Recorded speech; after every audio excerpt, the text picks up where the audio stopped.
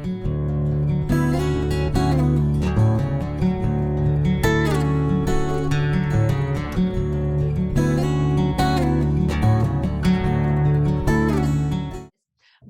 everybody to our featured sponsors webinar, where we will be looking at the creation of a Montessori environment, working with colleagues from Gonzagareddi, the first company that Montessori in fact worked with to produce Montessori materials and to create Montessori learning environments.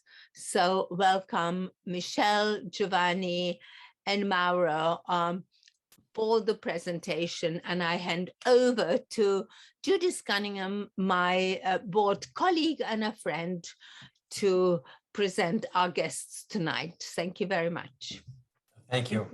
Thank you, Barbara. I'm really thrilled to be able to give you a window into the very first manufacturers of Montessori materials. And I shouldn't really say manufacturers, I should say artisans, because it was a labor of love, a labor of design. And as we all know, Montessori was Italian to the core, and her aesthetic sensitivity and her sensitivity to all of the perceptual windows that we have are what made the materials so special. And we'll learn tonight about the special relationship that she had with the city of Gonzaga.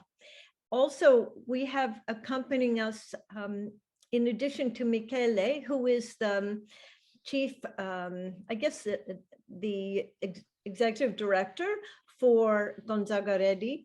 Also, we have the Signor Mario Leoni, who is also involved with the exportation of the Gonzagareddi materials, and then the key architect, who is also here. Well, I can't see on the screen at the minute, but you know, you may be aware of Gonzagareddi as a manufacturer of Montessori materials, but did you know they also prepare learning environments and have designed specific furniture for children at different ages? So I'm really excited to hear the story tonight and to see all the new innovations that you brought to Montessori. Thank you. Okay, thank you. So shall I start my presentation then? Okay, so let me share my screen.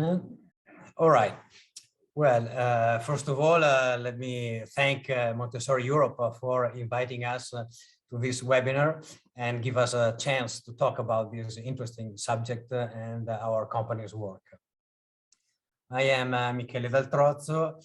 As Judith said, I'm the person in charge of the Montessori department in GAM Gonzagarredi Montessori, and I will introduce briefly our company and talk about its roots and how they are related to Maria Montessori. After my presentation, my colleague Mauro Leoni will talk. Mauro Leoni is the export manager of the company, and he will talk about the evolution of the learning environments in the last century up to the present days, and will show some examples of recent modern environments designed and supplied by our company. And then I'm also pleased to introduce Giovanni Fumagalli, who is one of the most expert architect and designer in the field of learning environments, who will present then some examples of educational environments and design. So GAM, our company, is a company that is located in Gonzaga, which is a small historical city in the province of Mantov. Is well known worldwide, especially for its unique history in the manufacturing of Montessori materials and furniture. Its history is unique because it's related to the presence of Maria Montessori in Gonzaga at the very beginning of the last century. In the picture here, you see our headquarters, the place where we are right now. But today, the company is not just famous for the Montessori materials. It's a lot more than Montessori materials.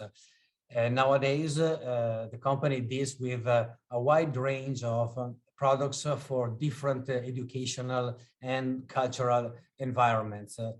As you can see from this slide, in fact, we are making and selling school furniture for early childhood, childcare, preschools, nursery, both for the indoor then for outdoors, and then also furniture for school and classroom furniture for children, students from the age of 6 years to the age of 18. Then we have a line of library furnishing for school libraries, university libraries, and also public libraries.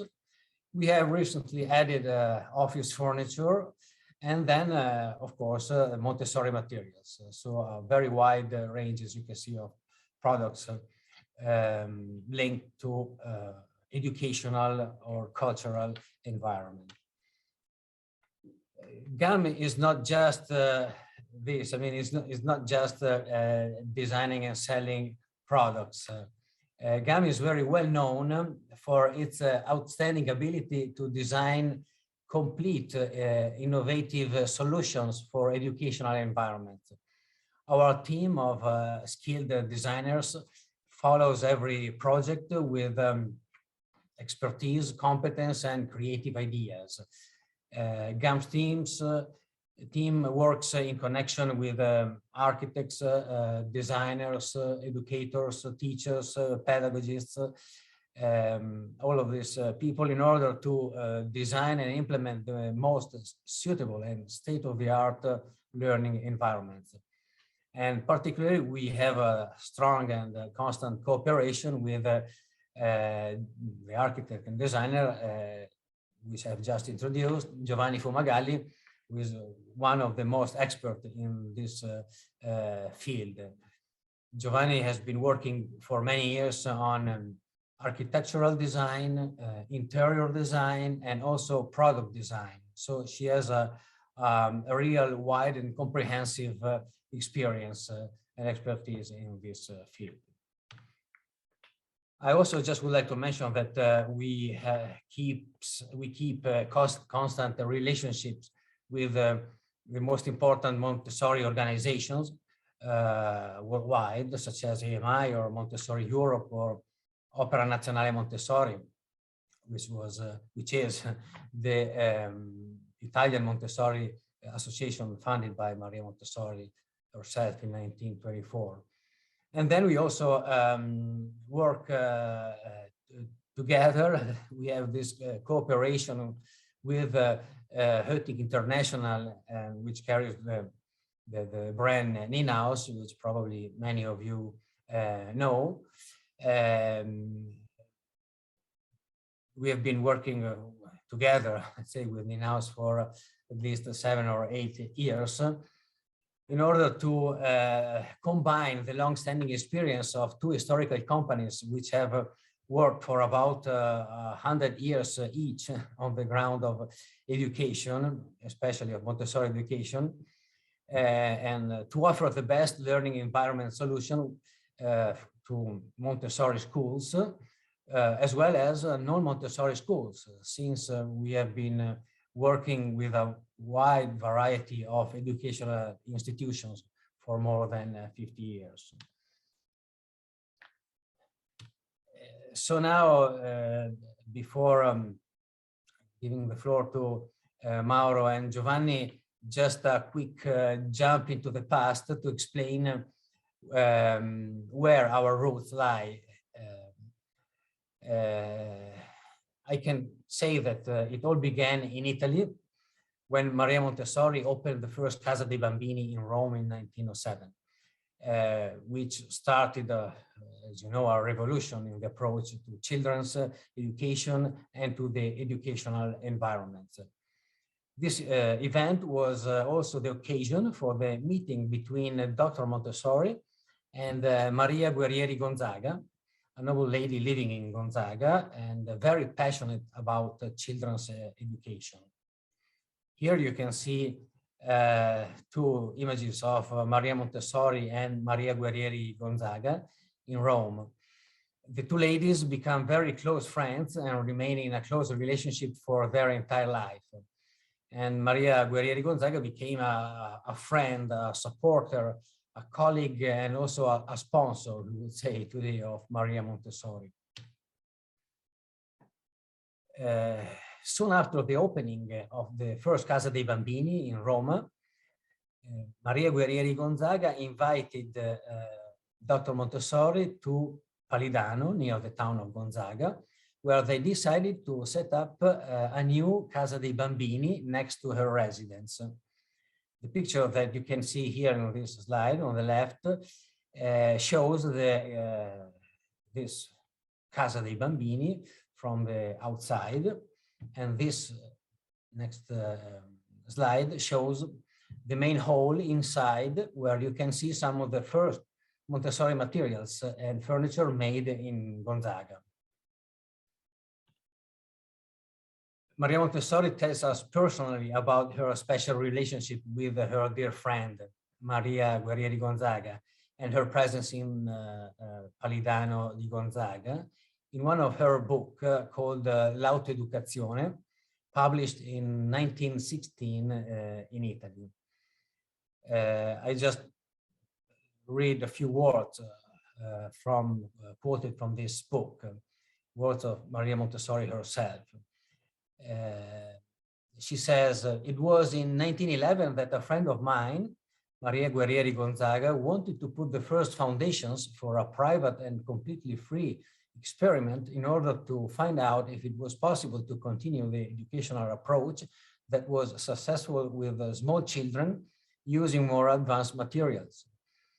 We started in a Casa dei Bambini in Palidano the study of an artistic furnishing. The very clever Maria Maraini Guerrieri Gonzaga project was that of carrying out meticulous research on the old local rural art and enlivening it, reproducing in the Casa dei Bambini furniture colors, design of the tables, chairs, cupboards and dishes, tablecloth drawings and decorative patterns typical of the old country houses. So we can see that the research made in Palidano was both on materials and furniture. And in fact, materials, furniture, and many other objects were researched, selected, designed with great care at that time. Just to confirm that every single detail of the environment was and still is very important.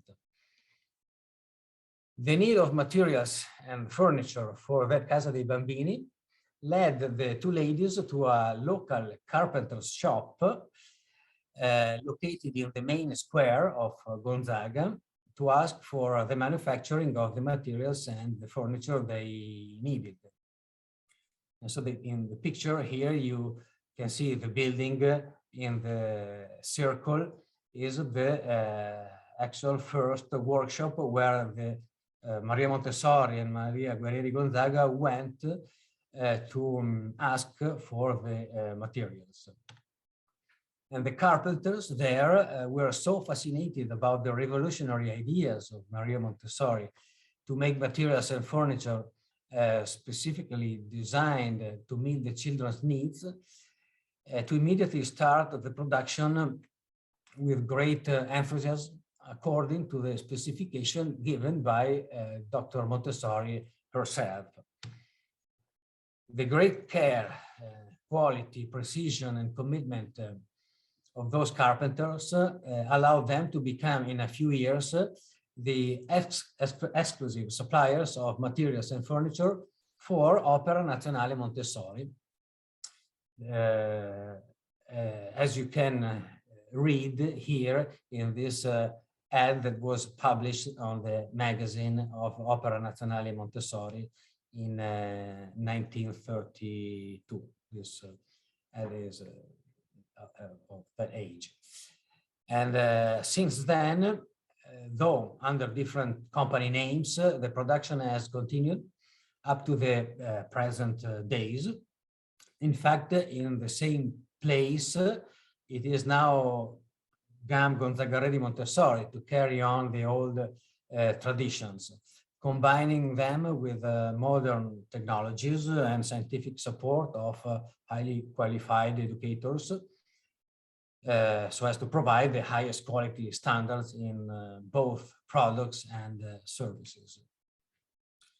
And having said that, now I just give the floor to my colleague Mauro, who can go ahead with the presentation and go ahead with the history of the furniture and the environments up to the present days. So up to you, Mauro, now. Okay, good evening. In the 19th century, most kids didn't go to school. Many older kids worked in factories or for their parents. And in contrast, middle and upper class children were cared for at home by nannies or their equivalent. The lucky ones who received education were tutored at home, where they studied at adult-sized desks, chairs, and benches. With the turn of the century, the major purpose of centers serving children aged 0 to 6 was to provide care for the children of poor single working mothers as an alternative to foster care. Early classroom designs tended to feature utilitarian classrooms with multiple rows of wooden desks with benches attached. The teacher sat at the front of the class behind a large high desk and would rarely move away from the desk or walk around the room. Children studied on long tables in lecture halls or in poorer areas, sat on benches without a desk and struggled to write on their laps. In the first quarter of the current century, the success of scientific pedagogy proposed by Maria Montessori intensified the spread of children's furniture in the period after the 1930s. In her book, The Discovery of a Child, Maria Montessori recounts the moment when she decided to solve the difficulty of finding a child-size furniture. In these images, you can see on the left an image of a Montessori school with not Montessori furniture, with the furniture in use in that years. And on the right, we can see in the same years a picture of a school with Montessori furniture. In the book The Discovery of a Child, Maria Montessori wrote, I therefore began to study a pattern of school furniture that was provided to the child and that corresponded to his need to act intelligently. I had tables built in different shapes that did not rock and so light that 2 4-year-olds could easily carry them. Chairs made of straw or wood, also very light and beautiful, and which were a miniature reproduction of adult chairs, but provided for children. I ordered wooden chairs with wide arms and wicker chairs, square tables for 1 person, and tables of other shapes and size. With the modern era that we can consider starting from the 60s, we can have the first industrial production of school furniture. As Michele told you before, we started in the 30s with the first Casa dei Bambini in Gonzaga. But later, in the 60s, this is an original photo of a Gonzagarredi catalog of assistics. Starting from the basis of the first Casa dei Bambini, Gonzagareddi began to study child ergonomics and think more deeply about how to adapt furniture to children's scale.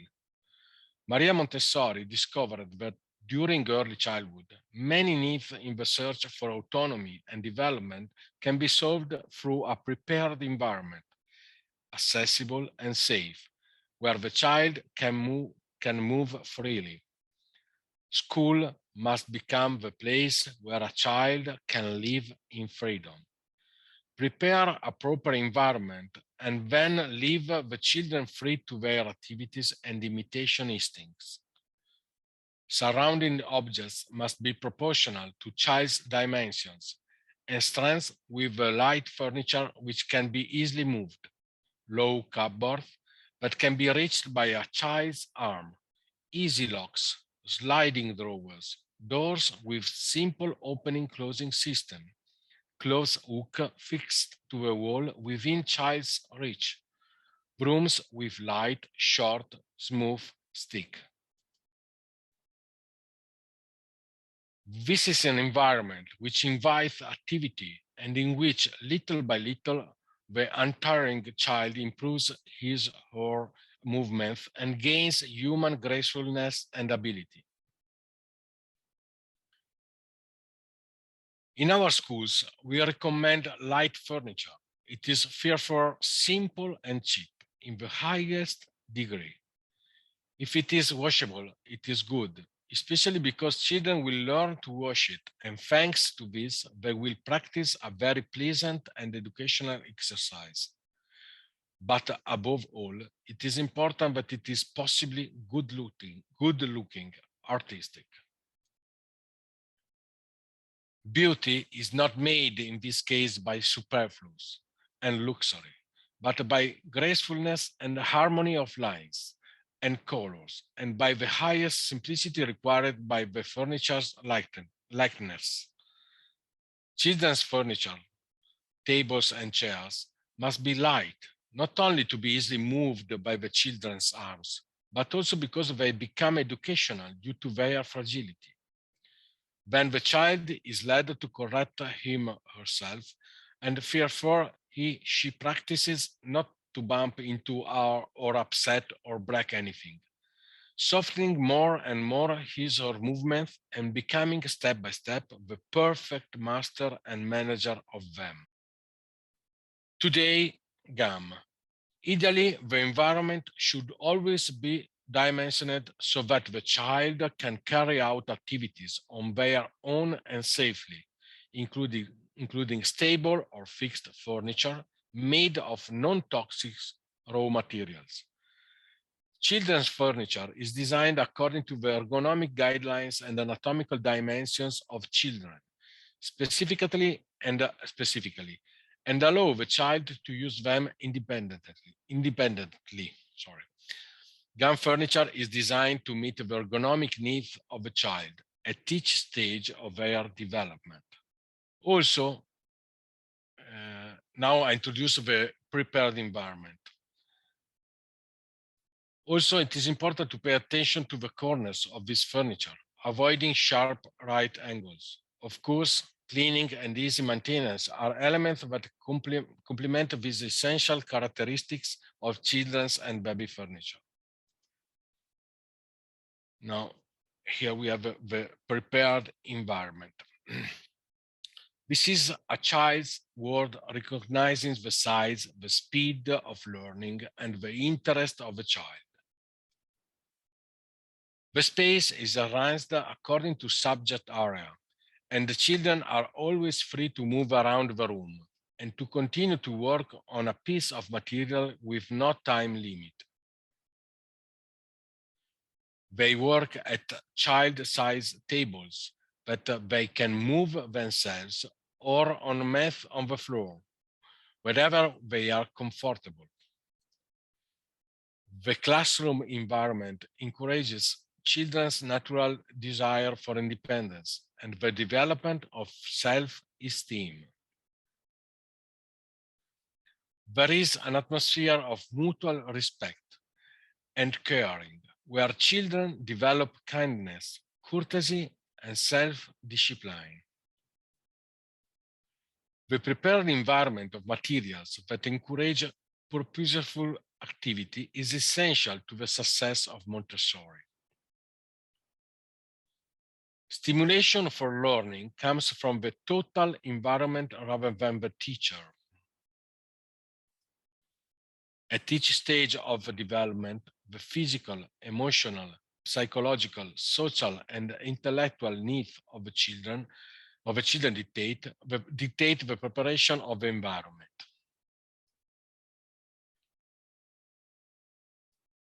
Now, we speak about the outdoor area, but is not less important than the indoor area.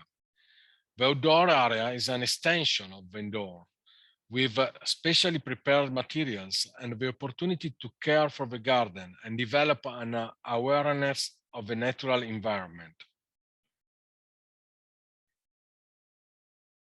A place of beauty, simplicity, and order.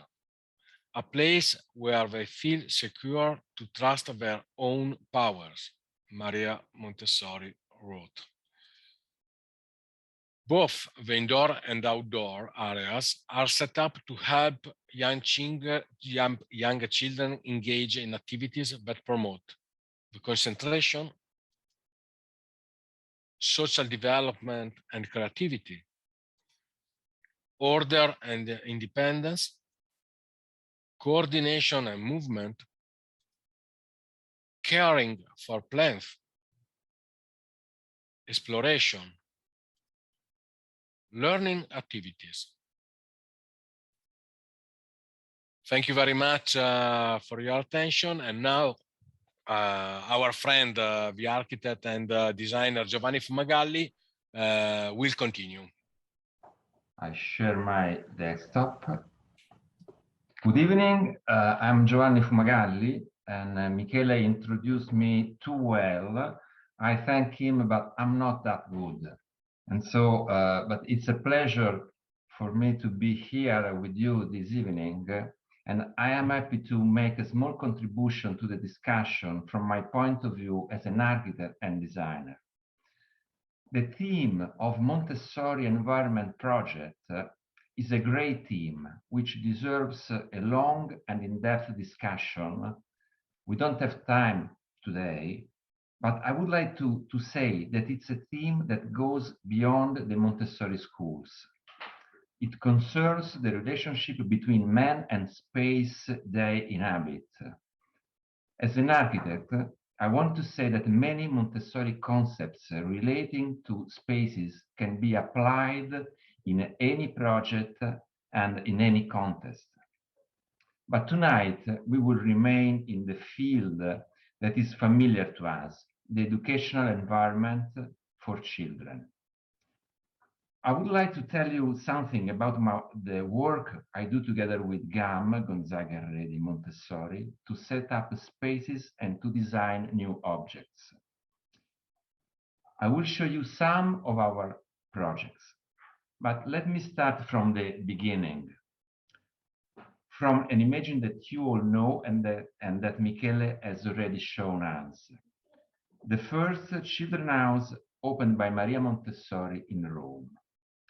Here we find the ideas of a completely new educational space. We can summarize them in 4 points. Furnishings made to measure for children, multi-centric space, an environment in which children can orient themselves and move freely, space organized into areas prepared for children activities.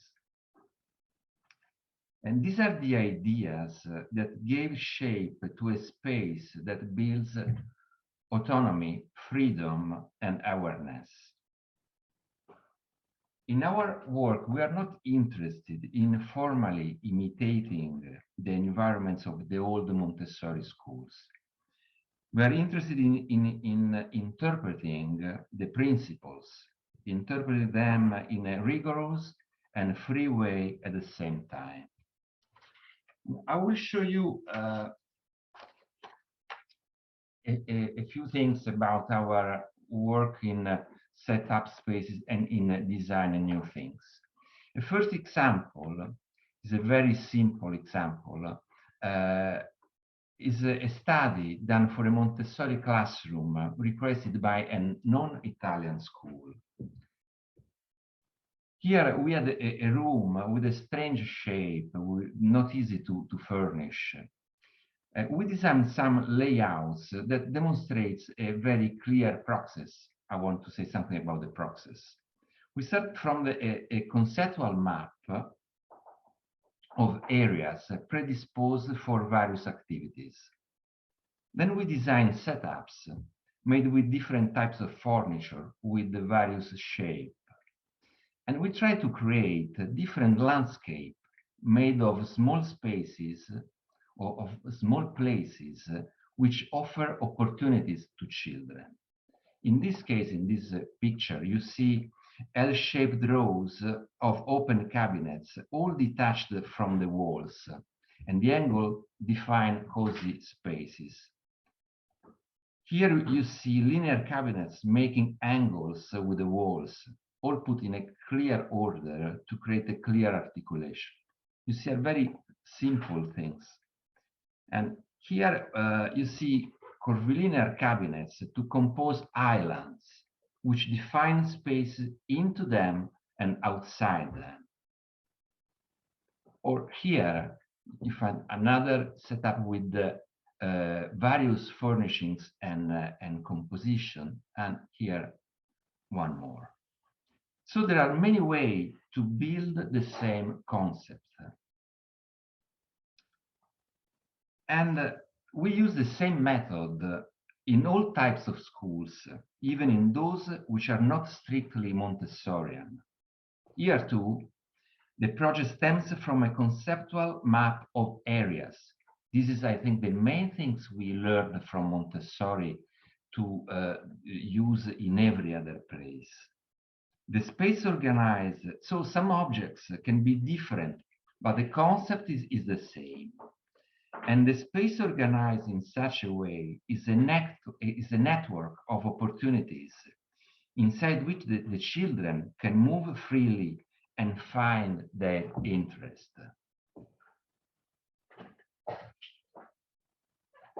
So now let's move from the design of the space to the design of single objects. I will show you two objects that we designed recently. And they are not specifically Montessorian, but they are, I hope, consistent to the teaching of Maria Montessori. The first is designed for very small children. It derives from the famous objects created by Amy Pickler for toddlers' movement and exploration. Here, it's a cube. Our design is a cube, or let's say two cubes. They are twins. And the idea is that every cube is composed by 6 different faces. So by turning the cubes over, we have 6 different objects. With more cubes, we can make a lot of different composition.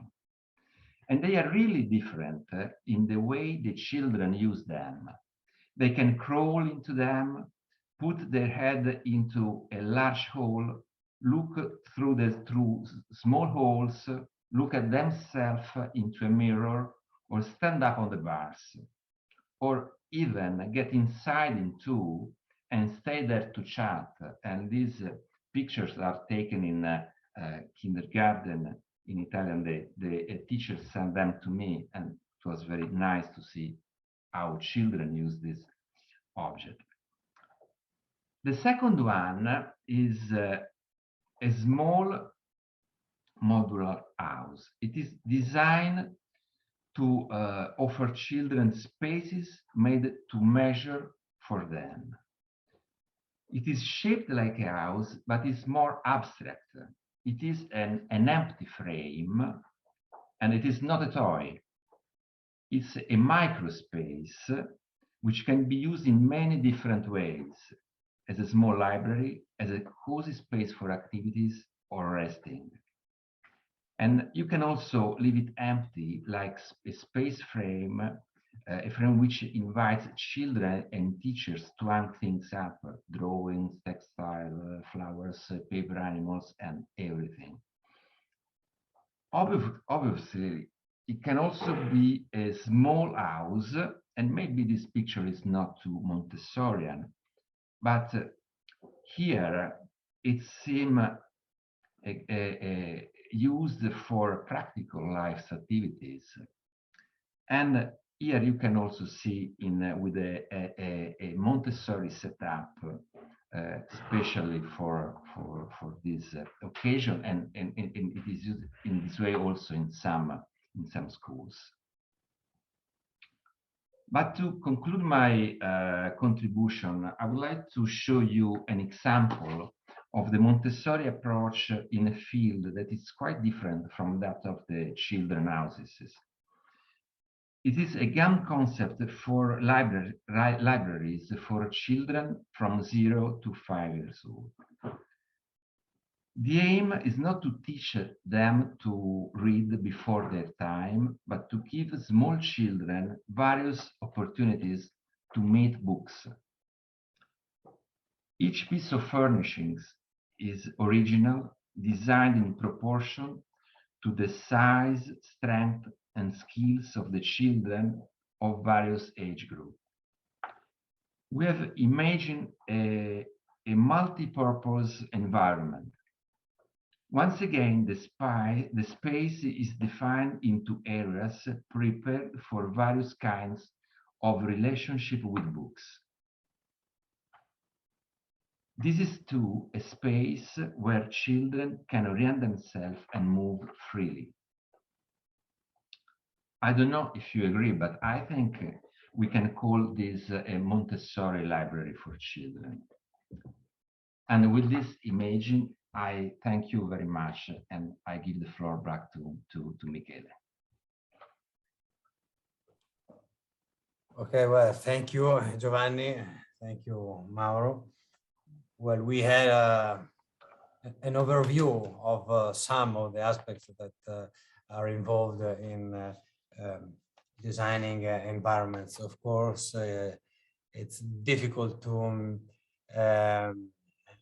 deal of such a wide and extensive concept and subject in just half an hour or 45 minutes. But I hope that at least you had an idea of how we work and how we approach the classroom design or the educational environment design. There will be a lot more to say, but you know, maybe we can organize a much longer workshop next time to go deeper into the details. And I don't know if there are any particular questions that you would like to ask on the presentation, or some other questions related to this subject. We can, of course, reply, and we are here to answer to the questions also. Okay, Judith. Hi. So I'm really curious how there are color differences between some of the materials by Gonzagareddi and those from myhouse, such as all of the blue, the light blue cabinets. I'm sure that blue has historic meaning. Could you share that with us? Yeah, there are indeed, there are differences between the Montessori, the Italian tradition in the Montessori materials, and the myhouse, which became a sort of international, let's say, tradition then in Montessori materials.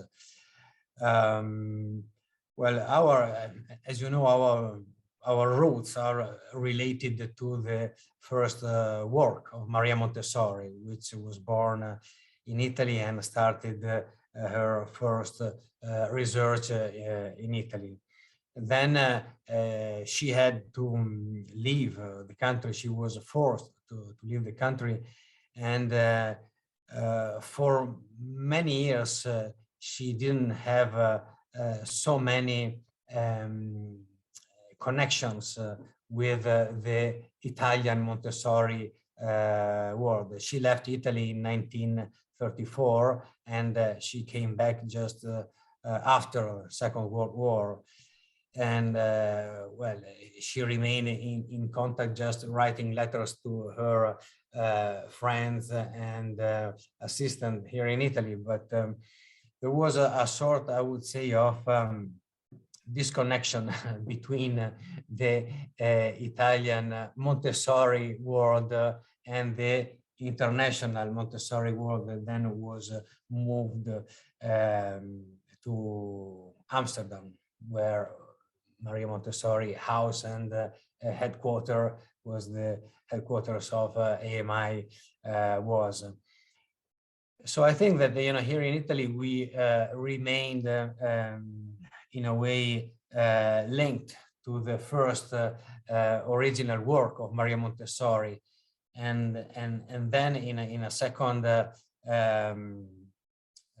time afterwards, some changes were made to the materials, maybe by Maria Montessori or by Mario Montessori, who carried on her work, or maybe even later because of a different manufacturing tradition that was born in the Netherlands.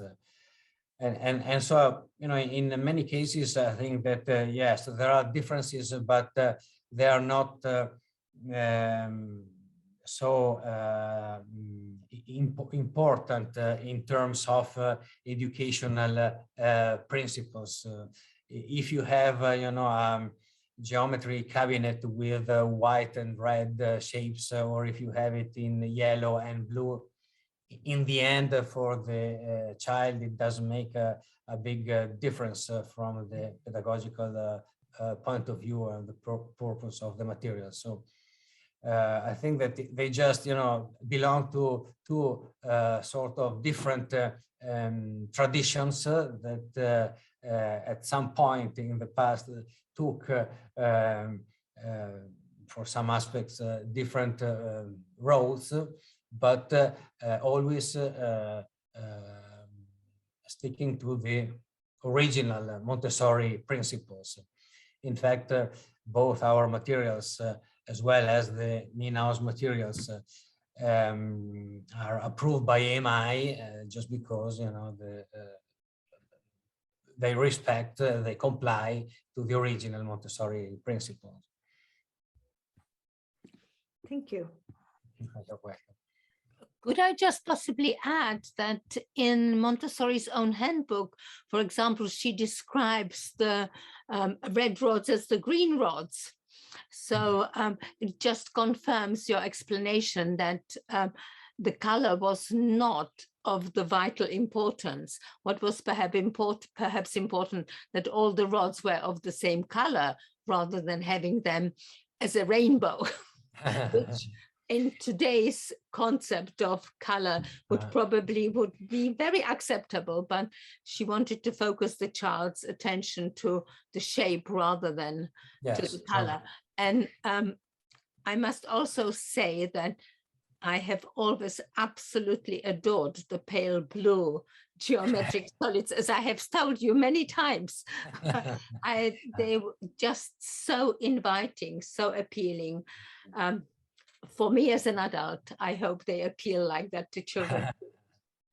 Well, yes, in fact, you know, in our museum here in our headquarters, we have some of the first, you know, materials, first prototypes of materials that were made here in Gonzaga.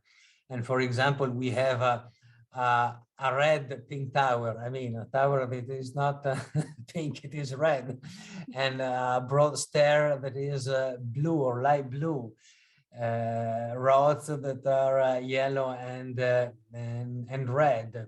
So we assume that, you know, at the beginning, before coming to the final version of the materials, they did Maria Montessori and her assistants or students did a lot of tests and experiments, you know, before deciding that one color or one material was better than another one. So this is a wonderful invitation. Perhaps we should have our 2023 Congress in Rome and come and visit your museum in order to get more enlightened about the flexibility that was possible before the commercial view of Montessori materials today. Yes, that would be a great idea, I think. So, I mean, I vote for Rome or Italy. So do I. Let's see if we can make it come true. Okay. What do you think, Judith? If there are no more questions, are we ready to thank our guests for their inspiring? Yes, I think what's so interesting is for us to understand how Montessori's materials have evolved, that sometimes through our own training, we come to think there is only one way, only one color, only one size, when in fact Montessori was always researching and trying to identify which would be more appealing to students, how she could grab their attention. So I think it's a good lesson for us to realize that she was a researcher, we're researchers, and things may still evolve.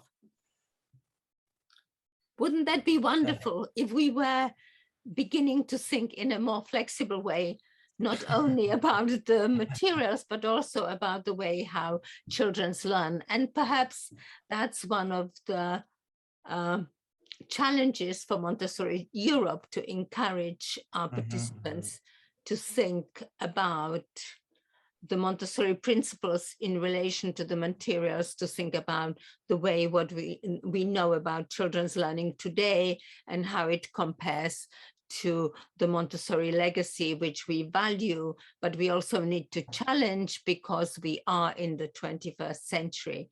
And that was demonstrated so beautifully in the design for the Montessori library. I just absolutely love that.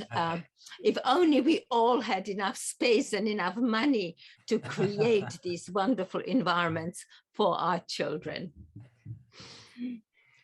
I think it goes a lot to do with that aesthetic sensitivity on how to use space.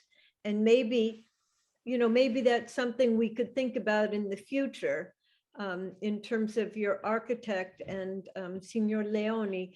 Maybe there are some suggestions that you can provide for Montessori teachers who, with limited budgets, still have space that they want to fill in a way that really meets the flow, not only of the materials, but of how students move within the environment. That could be really interesting.